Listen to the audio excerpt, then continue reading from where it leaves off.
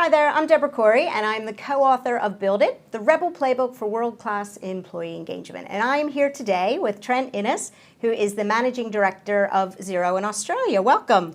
Thank you so much for having me on the show. And I'm really excited to have Trent here because the topic of today's interview is leadership. And we talk in the book about the importance of leadership. And to be honest with you, as an HR person, I can't have engagement without people like Trent. And he's a perfect person to talk to, no setup here, but you've recently just won an award as Best HR Supporter of a Business Partner in Australia from HR Magazine, which is brilliant. Yeah, it was a very big honour. It is. And then you just told me that you won an award for Best Managing Director Of the year in Australia as well. Yeah, it's been a very big year. It's quite humbling, to be honest. Well, what it shows me also is that you can be successful in the business and be successful with people. So it's really exciting. 2 awards shows that you support both of them in a really good way. Absolutely. Well, it's really a no-brainer, isn't it? I mean, your people are your most important asset. And I think lots of people say that, but you have to truly live it. And we're very fortunate to have amazing people throughout the organisation. But I don't think that's by luck either. I think we've got an amazing culture. We've got great values, and that really attracts people to the brand.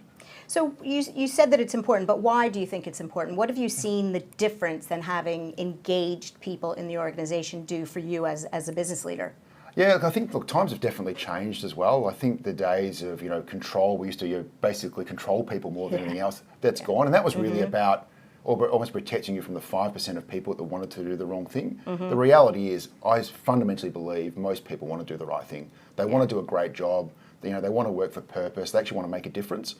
So historically, you used to try and really lock them down. But if you set them free and you empower them and you sort of loosen the guardrails and you have the right people, then they'll flourish and they'll actually go forward and really help you be more successful.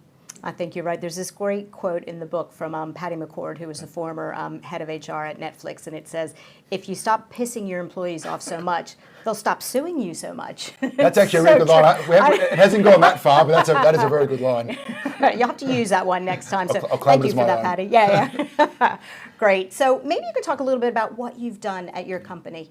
Yeah, absolutely. So look, we're very much a values-led organisation, but I think the key thing is it goes right back to the beginning, and that's all about attitude.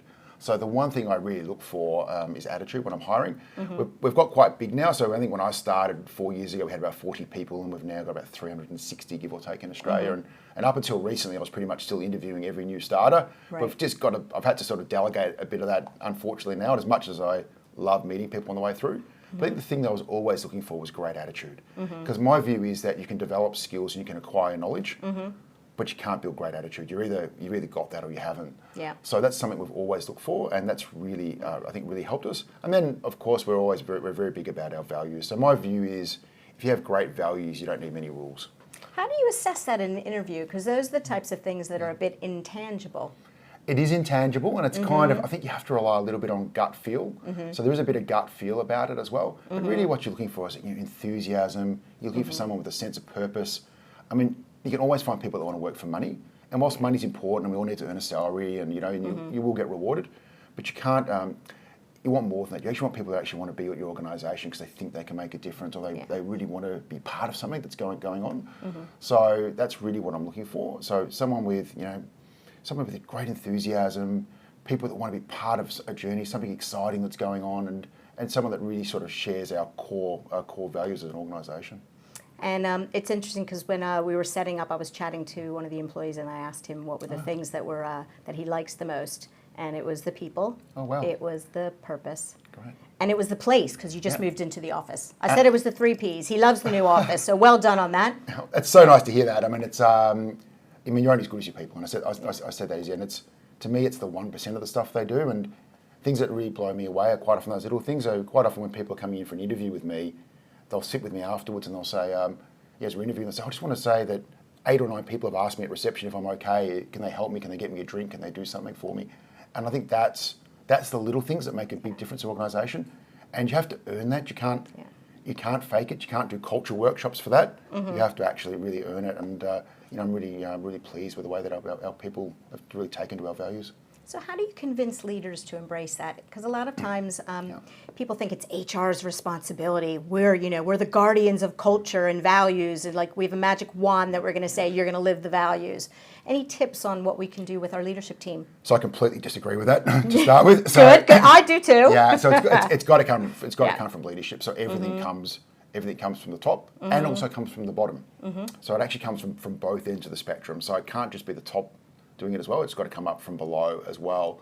So HR can help you with the principles around it. Of course, there's always a compliance aspect to HR. We have to do that piece. But I really see HR much more as a business partner to us. So they actually sit within the business and help people be the best they can be. They're not there to regulate them or make them comply to things. They're actually there to help to make them grow. So if we really make an investment in helping our people grow, you'll actually get much better results. So what do you do with your leadership team to have them be mini Trents walking around living and breathing that? God, mini Trents, that's scary. I hope they're not mini Trents. I hope they're their own personalities, because I think one of me is enough. But I mean, there's lots of things that we do. I mean, 4 years ago when we had 40 people, we had 3 managers in the organisation. We counted recently, I think we've got 60 odd now, just in the Australian business as well. So that community's really grown, and we're taking them on a journey as well. So always investing heavily in them and making sure that they're part of the journey that Xero's on, but more importantly that they actually really live those values as well. But I think probably the key aspect I look for in managers is vulnerability. Yeah. So people that are actually willing to say, I don't know that, I'll hire people that are better than me, and that's historically that's actually been really hard to do. But if you can hire better than you, you'll do a better job. Yeah. So you've got to instill that, I think, in your managers and in your people leaders. I also believe as well that leadership and management are 2 completely different things. I've met amazing leaders who are terrible managers, and I've met some really good managers who actually weren't great leaders. So I think it's being able to understand what your strengths and weaknesses are as well. You don't have to be good at both. Yeah, no, I think that's a really good point. And what kind of differences have you seen at the organization? So you've won lots of awards from an organization perspective. What have you seen it impact them, or how?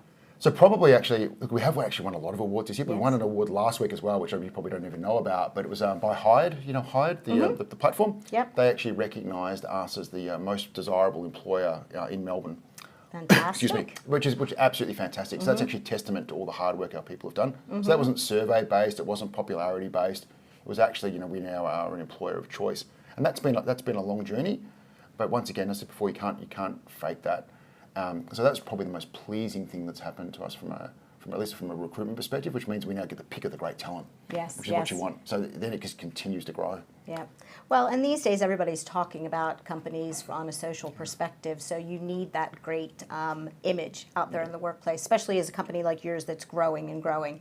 Absolutely. So social's a 2-edged sword, isn't it? Yeah. So you play to its strengths, but you've got to be prepared for the weaknesses as well. And I think social is an amazing opportunity for leaders in businesses to actually communicate. So here in Australia alone, we've got well over 500,000 small businesses on our platform, and we've got many partners out there as well. So it's a great opportunity for me to engage with them as well, and they get to see us as well. So they get to see the real us, because it's not filtered out, and they get to see how we engage. They get to see our values as well. So that really filters down into our customers and our partners.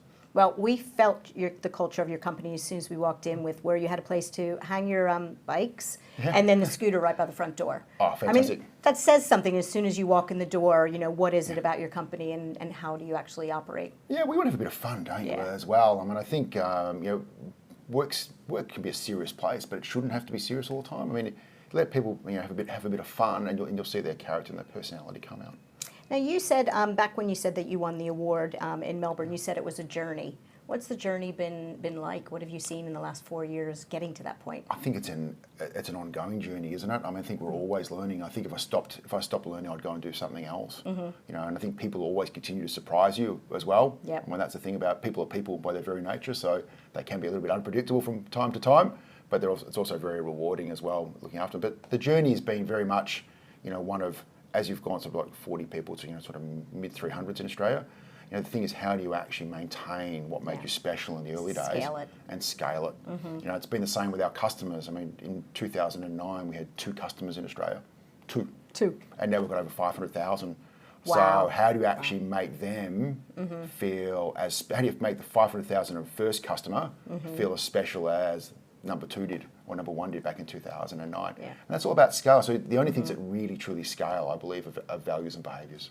I like what you just said about how do you make when you're larger, how do you make those customers at the end feel as important at the beginning? And that's a nice way to think of it, employees also. Because when you've got 10, 40 employees, you can touch them, you can take care of them, and how do you get that same feeling when you've got 300 or, I mean, you're much bigger globally even. Yeah, well, we have about 2,000 people globally, Yeah. but I think one of the things that's really important as well is that the values shouldn't just be contained within the organisation, it has to come out externally as well. So I think hopefully if your customers and your partners can see those values as well, they'll feel much more connected to your brand. Yeah, I think that's important. I mean, we talk in HR about embedding your values in your HR programs, but I think it's just as important in the customer journey. Completely agree. I mean, and then that allows our people to be authentic. Yes. So when they're actually out and about talking to customers and they're talking to partners, they can be authentic because they're actually not having to do different personas. That makes sense. Absolutely. So let me ask you a question. So Sure. as an HR business or an HR person, we don't have business leaders like you. Let's pretend we don't. Do you have any advice on what we can do to,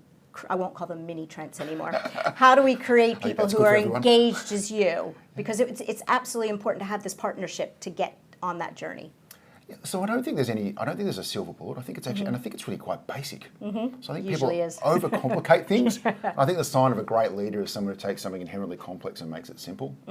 So just get back to things. So what is your purpose?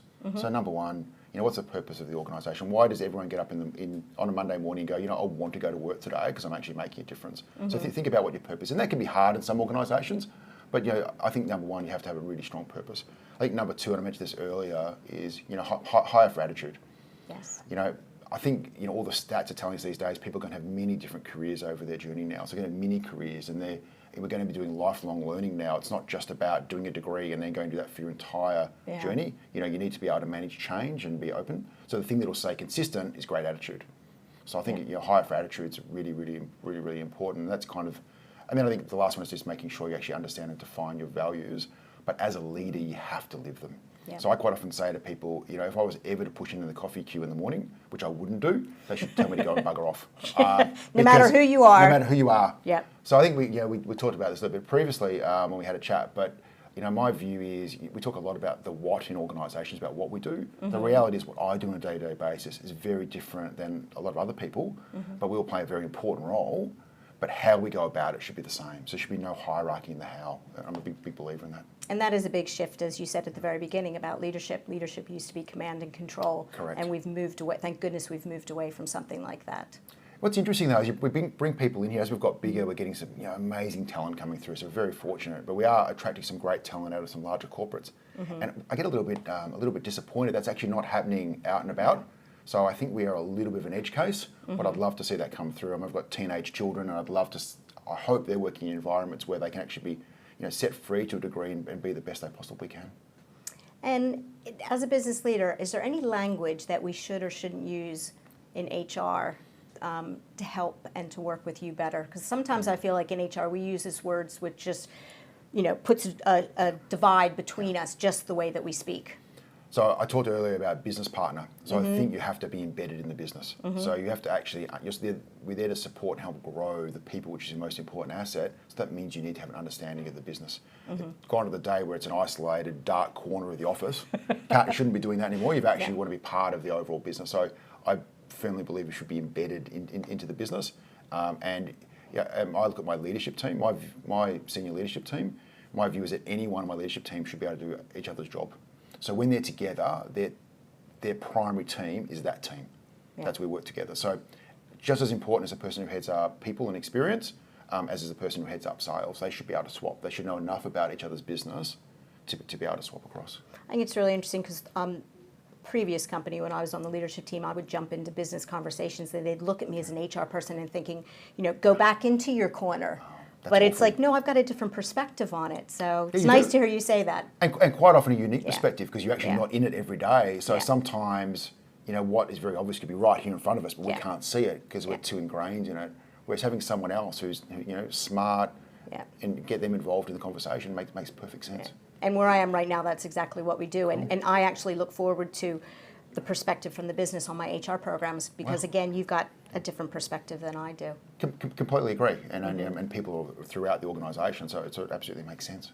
Great. Well, I think this has been really helpful, and I know why you won the award. You can tell that you are passionate about people and passionate about engagement. Yeah, absolutely. I mean, as I said a little bit earlier, that's if you've got great values, you don't need rules. I mean, we still have some boundaries and things. Everyone has some boundaries, but we do have 2 rules. Okay. So you do. Okay. We only have 2 rules inside the organisation. Number 1, you can't eat lunch at your desk. Okay, and what's the reason for that? So it actually gets people to mingle in common areas, and you actually get cross-collaboration. So I'm a big believer in that. So that's why we have great open spaces like you can see in the background here, because we actually want people to collaborate. And it gives people a break. Absolutely. And number 2 is you have to wash your own coffee cup.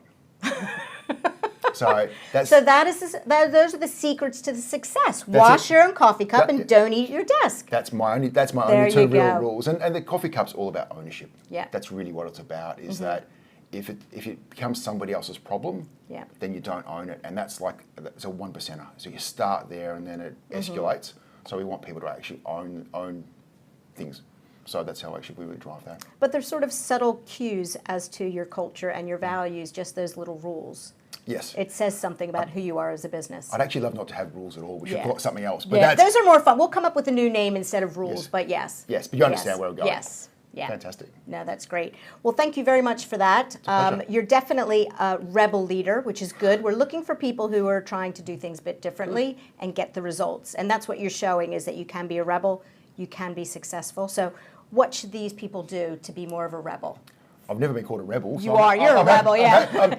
I'll give you a trophy for that to go with all the other trophies. There you go. So I think the number one thing is be prepared to be a bit vulnerable.